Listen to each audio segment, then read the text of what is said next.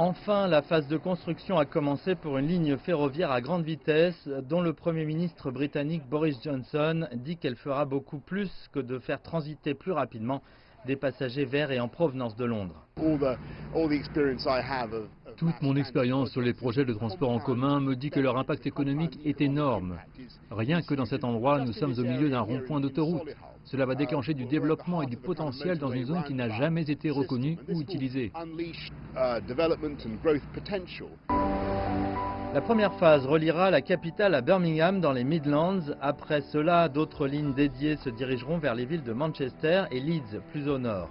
Comme indiqué dans cette dernière vidéo de promo publiée vendredi, le nombre de passagers a peut-être diminué pendant la pandémie, mais dans l'ensemble, le réseau ferroviaire britannique grince sous la pression d'une demande de services en plein essor depuis des années.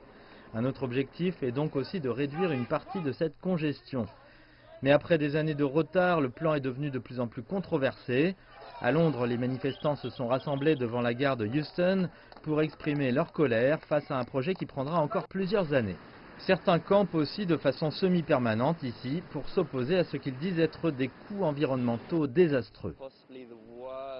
C'est le pire moment possible pour aller de l'avant avec un projet qui causera le plus grand impact environnemental au Royaume-Uni depuis la Seconde Guerre mondiale en termes d'abattage des arbres et de destruction de la faune. Après d'autres retards en raison du confinement, les préparatifs se multiplient depuis quelques semaines parce que les ministres voient HS2 comme une partie importante de leur mantra politique dit Levelling Up Britain. Après des mois de vives critiques pour leur gestion de la pandémie, pour eux, il n'y avait plus de temps à perdre.